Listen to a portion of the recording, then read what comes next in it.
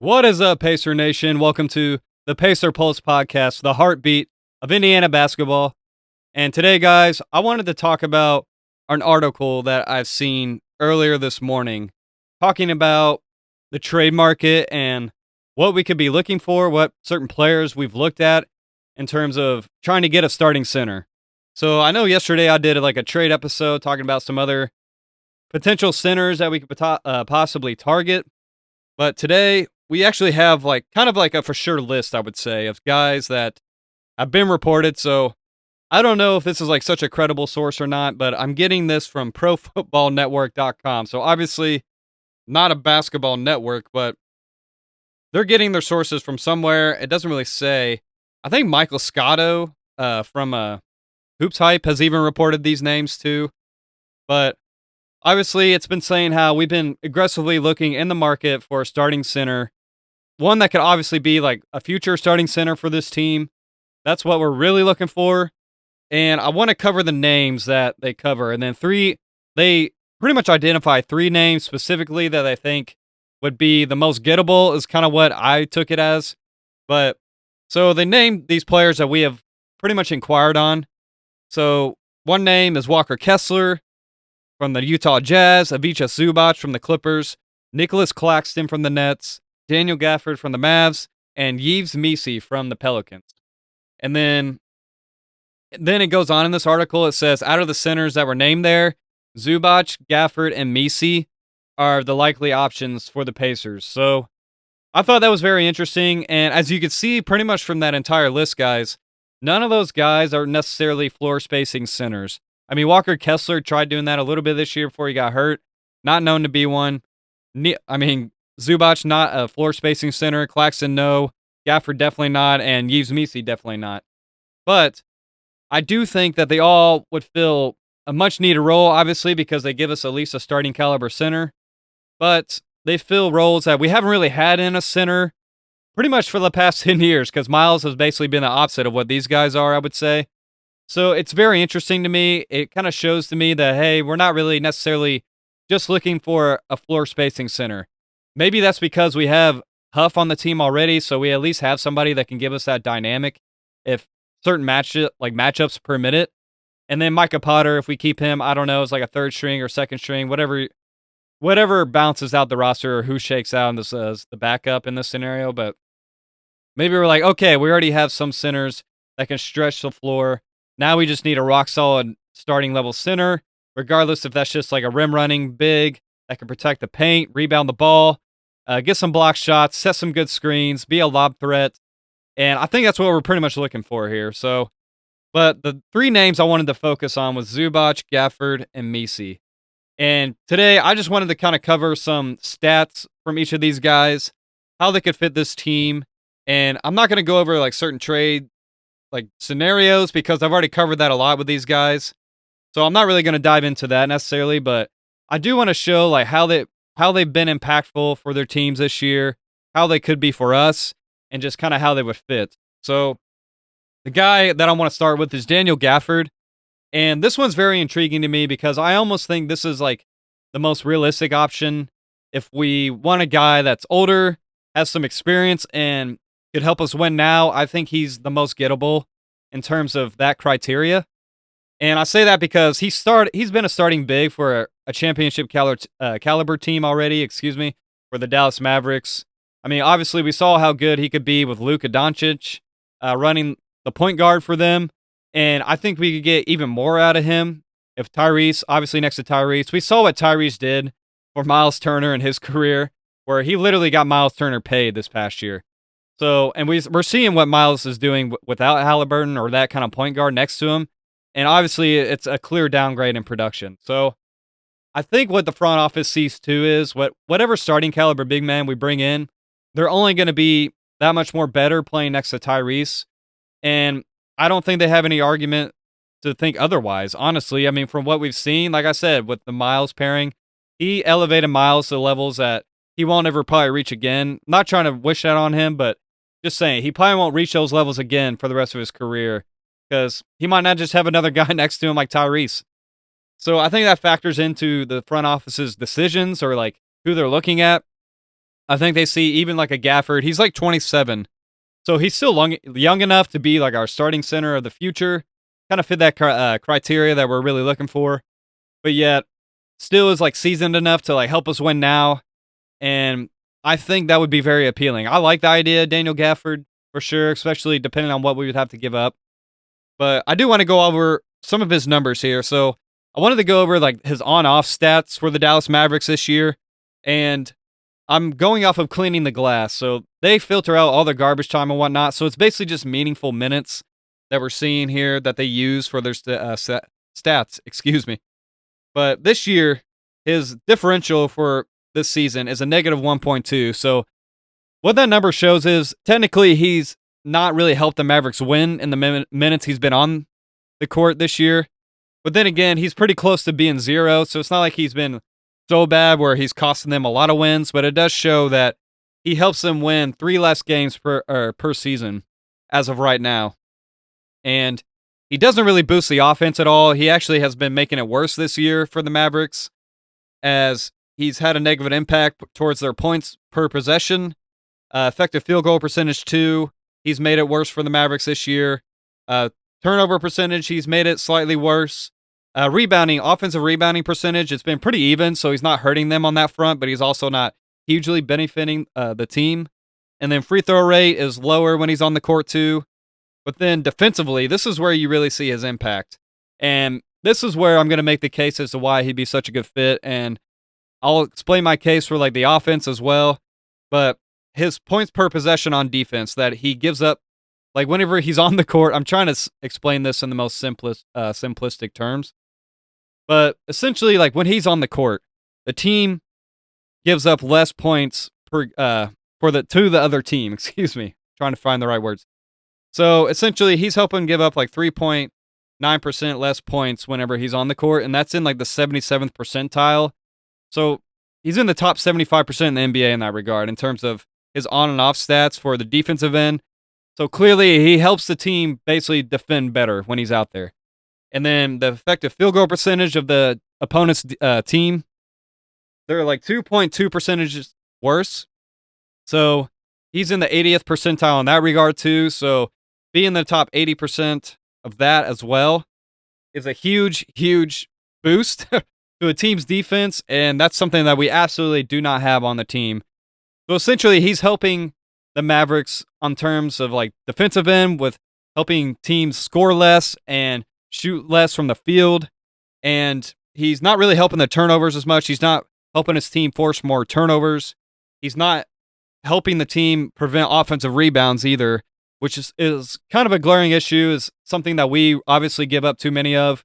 We give up way too many offensive rebounds per game, so he might not help out too much in that regard. And then free throw rate, he is helping give up less free throws for the other team. He's actually in the 95 or 94 percentile of that in terms of being that great, in terms of just not giving too many free throws for the other team.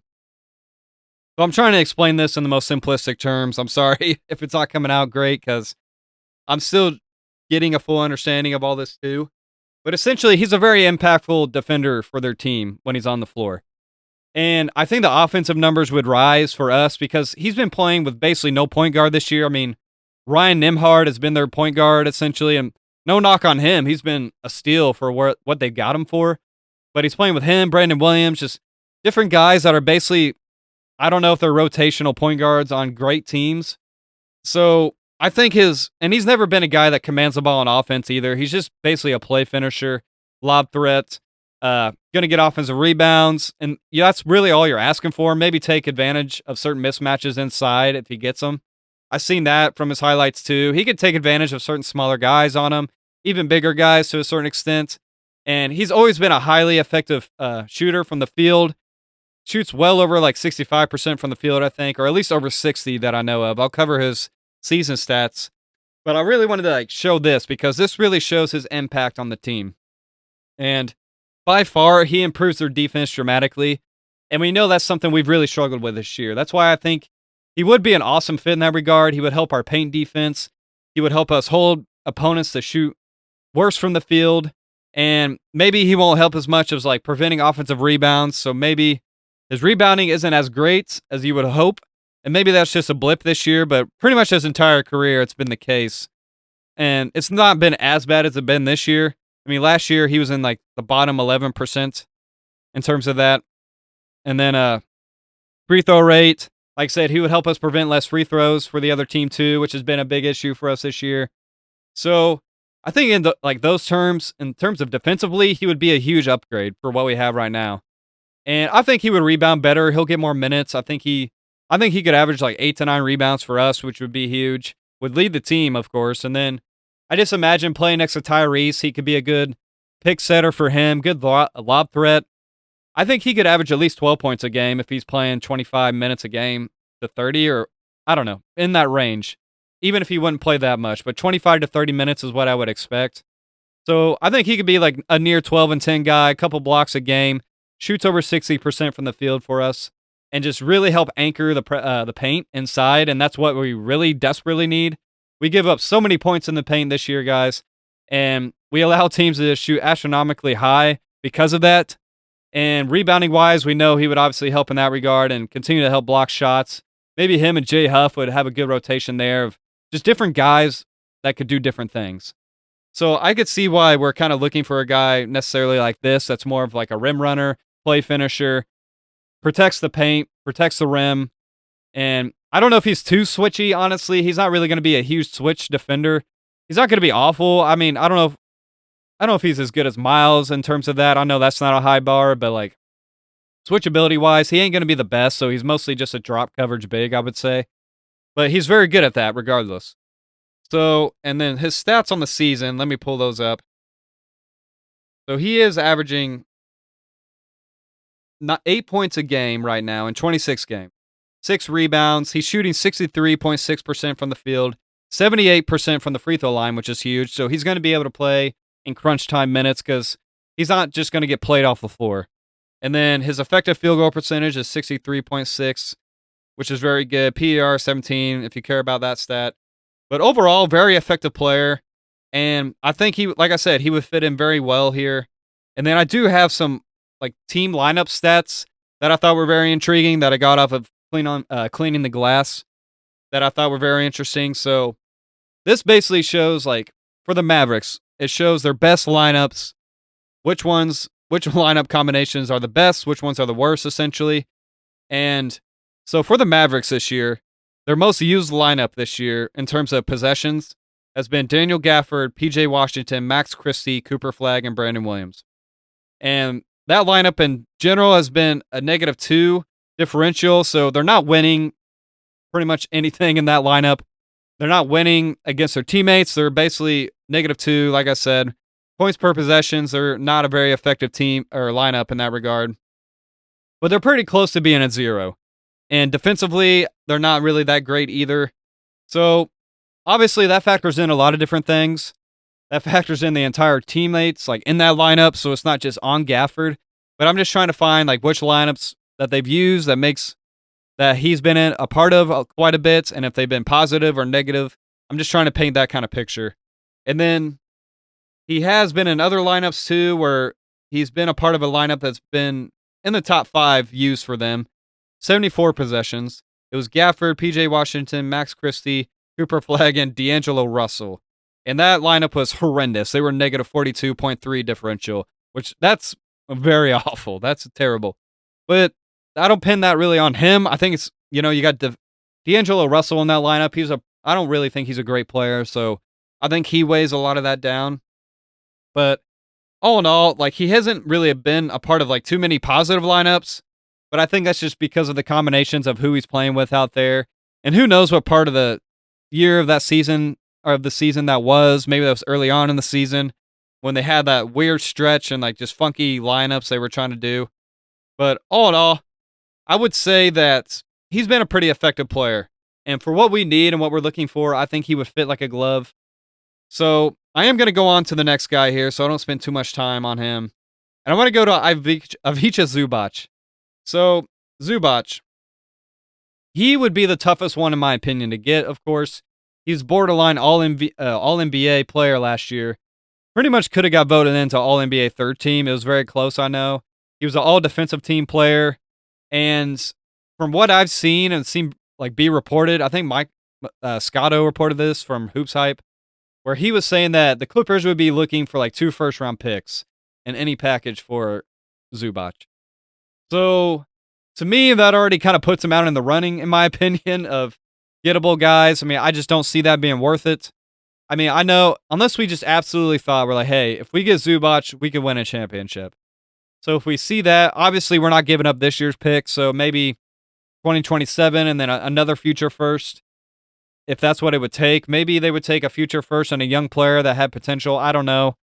But I just don't see that being realistic unless we were just really thinking, hey, we get Zubac, we can win a title.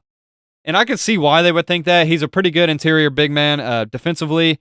Even if this year he's really fallen off, but the Clippers have had a weird season regardless. So if you try to not factor in this season and just go off like his past seasons, he's always been a very effective paint presence, paint defender, rim protector. He's been decent. He doesn't average a lot of block shots, of course, but he's always been a very good rim protector in terms of just forcing opponents to shoot way less from the field at the rim. So I think he would be an awesome fit. He would be an awesome pick and roll partner.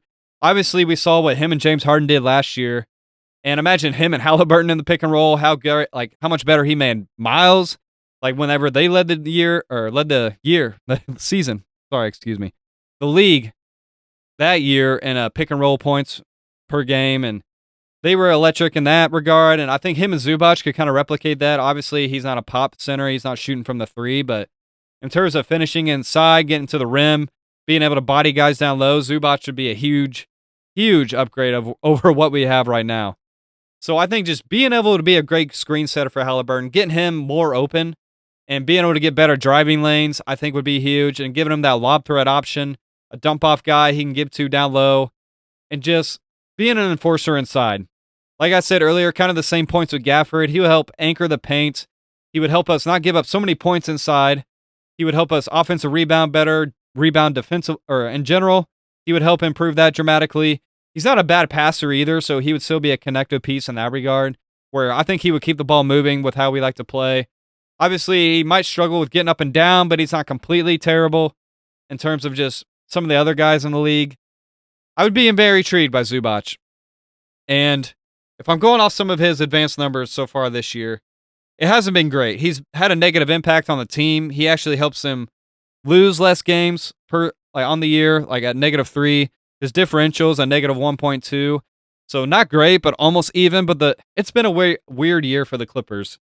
So if I go off of like last year's numbers, let's say, whenever he was at his peak, when they were a lot better team, he was like astronomically good. Like he was in the 98th percentile in differential. He was helping the team plus 14.5. That is top 2% in the league, essentially. And then expected win shares, he had a plus 34. He helped the team win plus like 34 extra games.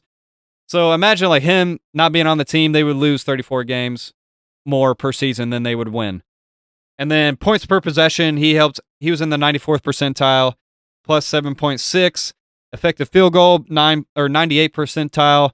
Like, this dude was incredible. He helped the offense tremendously. Defensively, he was a 93 percentile. Gave up 6.9 less points to the other team. Just if we got that Zubac, I think we could be championship caliber, honestly. And given where we were last year, I wouldn't be surprised if we pulled the trigger and we're like, hey, this is a guy, he can be our starting center now and into the future. He's going to help us win next year. And we get him, we get a top 3 pick in this draft with a lot of our guys still intact. I mean, that could be scary, honestly, guys. And that's all coveted on if he could be that guy that he was last year, because he's really fallen off this year. But like I said, it's been a weird Clippers team this year. So I don't know how much is really on him, per se. But all in all, he would help our interior defense so dramatically that, I mean, maybe we should pull the trigger on that and just think, if we're that close to a title, if we think Haliburton's going to come back and be the same Haliburton, I think that's something that you really consider, even if you think 2 first-round picks is pretty rich.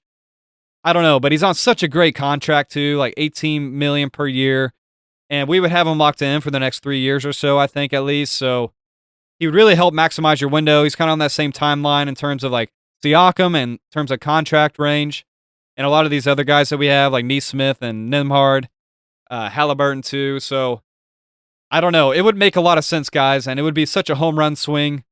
But I wouldn't blame him for doing it. As long as we don't give up our first round pick this year, honestly, I think I'd be willing to trade almost anything else. And I'm a huge Mathurin supporter.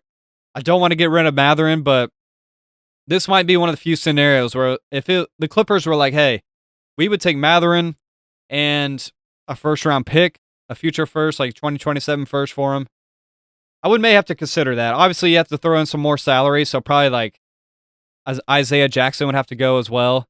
And I don't know if they would want Mathurin too, because I think they want their books clean going into the future to like go after some other big name free agents like Giannis and those guys in the next couple years. So maybe they don't want to sign Mathurin to like a 3 to 4 year deal. They want to keep their books pretty clean. I don't know. Even if they would just take 2 firsts and maybe we could send some salary filler. I don't know, guys. I would be very intrigued. But I will go over some of their best team lineups this year, the Clippers, with Zubac. So their most used lineup so far this year for 381 possessions. It's been Zubac, wow, I'm forgetting his name. John Collins, excuse me. Kawhi Leonard, Chris Dunn, and James Harden. So that team is pretty much even. They're like a little worse than that, but they're like negative 0.7. So that's almost pretty even. The offense has been worse. The defense has been pretty bad. And all in all, just not great. And then they've had one lineup where it's been a positive with Zubac in the lineup so far this year. And they played 138 possessions together. It's been Zubac, John Collins, I think it's Kobe Sanders, Chris Dunn, and James Harden. So that lineup's been a positive 5.9. So he's obviously been impactful in better lineups for the Clippers, especially in the past. So I don't know how much I could take away from like this year's lineups. So I'm not really trying to count that for them so much. I think you're just looking at what he did last year, and you're seeing that player who was a borderline All-NBA player. And if you can add that to a Siakam Haliburton team with like Neesmith, Nembhard, if he stays, if he's not having like has to be traded in that deal, Obi Toppin, TJ McConnell, first round or a top 3 pick, and then Mathurin potentially, whoever else you got to give up, I don't know. That would be a team to reckon with coming into next year. So, but I don't know. I could see the Celtics making a huge trade offer for that too, because they're so close even this year. So I think we'd be competing against that. And it just depends how much we'd be willing to give up. And I don't know if we'd be willing to give up 2 first round picks to get Zubac. That's why I thought like Gaffer would be more gettable. But so far this year, Zubac is averaging 15 points, 11 rebounds, 2.5 assists. He's shooting 60% from the field, 74% from free throw. So pretty good numbers. You would take that all day. One of our better centers that we probably have had in a very long time. And I've always thought he's been better than Miles. I know I've heard some people say that he hasn't been, but clearly he proved that last year, that he's way better than Miles Turner. So I always thought he would be a huge upgrade over Miles. And I've been a fan of Zubac for a while, so I always thought like it would be awesome to get him. It just depends on what it would take. So it depends on if that's what we'd be willing to give up. They're looking to get 2 firsts for him, guys. So I don't know. Let me know in the comments on YouTube if you're watching this what you guys think. Would it be worth trading for him if we had to give up that much? I would just really be interested to hear what you think. And then the last guy we saw mentioned in that list was Yves Missi. And this guy is very intriguing to me. So it's kind of drafted different extremes here because, like, Yves Missi, obviously, second year in the NBA, he's barely 22 years old. Isn't really necessarily a guy you would think is going to help us win now, per se, but definitely fits the mold of a long-term center solution that has a lot of potential to grow and become better. And kind of fits the ideal prototype, I think, that you would be looking for as a rim runner, screen setter, a guy that can, maybe he hasn't been the strongest rebounder from what I've seen from the Pelicans podcast when I listened to that, but he definitely has shown the ability to rebound, to block shots. He's athletic enough to do that at a high level. And from what I'm seeing in the advanced stats, especially for them this year, he tremendously helps the Pelicans on the defensive end. He helps them defend better. He helps them keep opponents from scoring more points. He helps in their offensive rebounds. So to me, that shows that he is rebounding the ball at a higher rate than what maybe they think. He helps the team give up less free throws per game to the other team. Gives up less, or he forces more turnovers for the other on the other team whenever he's out there on the court too. So all in all, they just play as a better defensive unit when Yves Missy's been out there this year. And they've actually been better on offense too. And he's actually a very good offensive rebounder. He's in the 99th. So he's basically in the 1 percentile of like offensive rebounds this year. So he is a tremendous offensive rebounder by these numbers. And he helps their offense in that regard too. And he's just been a positive player for their team. He's been a plus 4.6 differential. And that converts to like 9 extra wins on the season when he's been on the court. So advanced stats wise, he really checks a lot of the boxes of a guy that would really impact winning on this team. Even like as soon as this year, I mean, not this year probably because we're so bad, but next, he would really impact winning in that regard. And you could see him flourishing next to a guy like Tyrese, like I've already said with every center we've talked about, but he's a guy that could help anchor the defense a little bit inside, gives you a guy that can run the floor. He's probably the most switchable defender, I would say, out of these guys for sure. I think he could guard some guys out on the perimeter, which is pretty enticing. And if you think you can unlock another level to his game, I think it would be a very intriguing buy low possible guy. You're not giving up like really a first round pick for this guy. Maybe a 2027 first if you think it's a late first. Maybe that's the highest I would go, but even that, maybe you give up like a Jarris Walker. Like I've already came up with trade scenarios for Yves Misy in the past because I've been very intrigued by him. But I just think that he could be a high upside swing that could really pay off. Maybe he doesn't help you win exactly right away, but he's going to make mistakes just like some of these younger guys. But I still think he would impact winning. He would be an upgrade over anything we have right now. And he's a guy that you can really develop into the future. So I thought that was very interesting that we were looking into him. And like I went over with his advanced stats, he would clearly help the defense and he would help the offense too because he's going to be a rimmer, runner, a lob threat. He's going to set screens. And he'll just play his role. I think that's the biggest thing we really need from a center spot is playing the role. Obviously, you take a Zubac if you can get him, but if we're just looking for a guy that's going to be that fifth starter, Gafford and Yves Misy really fit that role, and I would not blame the front office at all if we got a Yves Misy. He's on a cheap contract for the next 3 years. He'll make like $3 million per year. That's dirt cheap for a starting center potentially. And then you kick the can down the road if you want to pay him or whatever, or extend him. But I think he would really fit with this team. He would fit with our fast-paced style. He can dunk a lot of. I mean, he dunks a lot of a lot of finishes. So I've seen that a lot in his highlights too. I've been impressed. I mean, he doesn't overextend his abilities. He can do some things off the dribble a little bit in spurts, some decent post moves here and there, but it's not something you're going to ask him to do a lot of. I really like the idea of Yves Misy too, especially because it would come at a cheaper cost compared to those other guys. And it's somebody we can develop into the future and add to like this young core that we do have, even if he's a little more younger than what we have. But if we're going to be bringing in a top 3 pick, it almost kind of resets our timeline somewhat in a way, but not fully because if we get a top 3 pick this year, they're going to be someone that contributes to winning now too, kind of like what Dylan Harper's done for the Spurs. So I think you can be a little more patient with a guy like Yves Misy, who is still going to be an upgrade, but somebody you know can develop with this team moving forward. So some of the better lineups that the Pelicans have had this year have actually included Yves Misy. And some of the best top 5 lineups they've had have included him in the lineup. So like one of their better used lineups that they've had this year, it's been top 4 in terms of possessions played together.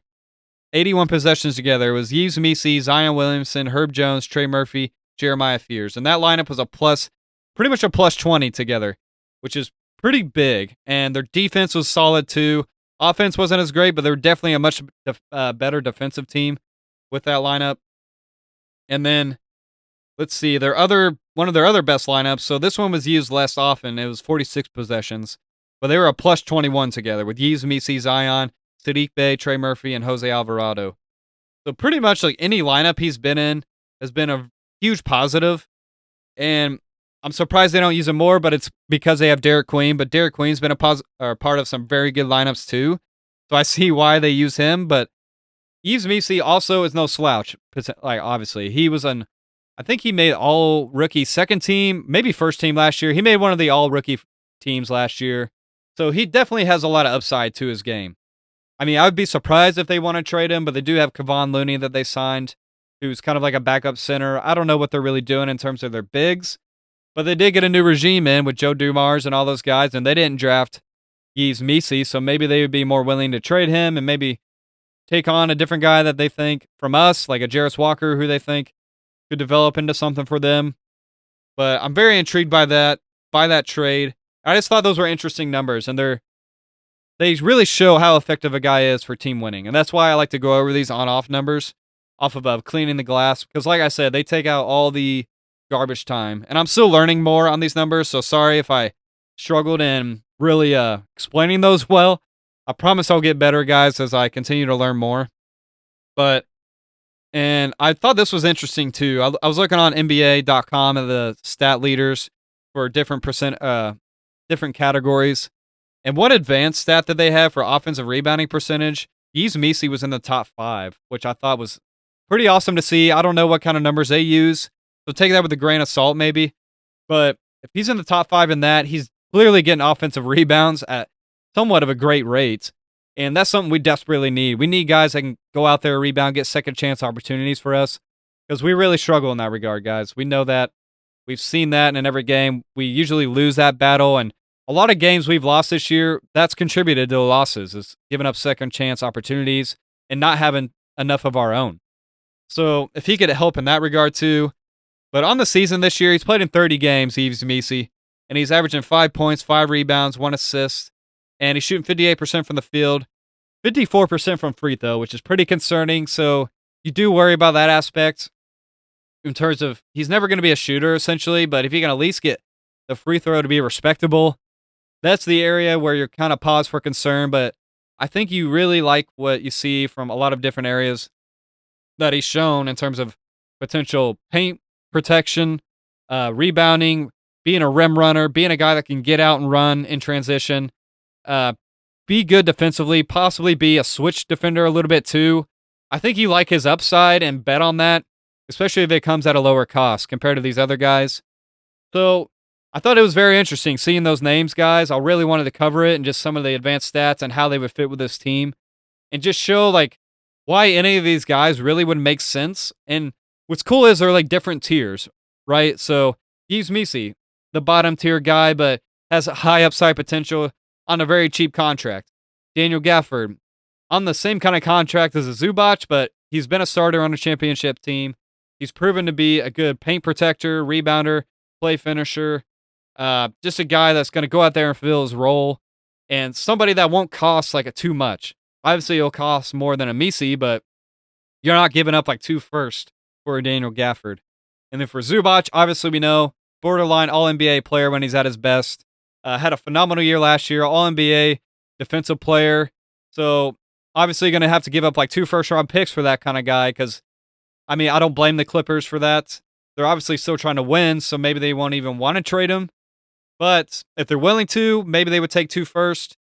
And you got to really evaluate if your team's that close to winning a title, if you're willing to do that. And clearly we're not giving up our 2026 first for that. So very intriguing, guys. I thought that list was very intriguing. I think it's names that we've all heard. It's all names that I've covered on this podcast that we've heard circulating throughout the trade rumors so far. And I really wanted to just cover this because it really stuck out to me. I know I've done a lot of center trades podcasts lately, so this one's a little different. It's over some solidified names that we've seen. And to show credence to the Yves Missi one, I even looked at the Pelican podcast recently on Locked On Pelicans, and even they have heard about the rumors of us being interested in Yves Missi, so it's not just like nothing. Okay, so it's out there. We're definitely looking, and obviously it's pretty obvious as to why. We've been starting Jay Huff and Micah Potter, who just are not going to cut it, guys. If we're wanting to be a championship team, no offense to those guys. I like what they bring. I love their attitudes. And I like them being part of this team, but not as starting centers.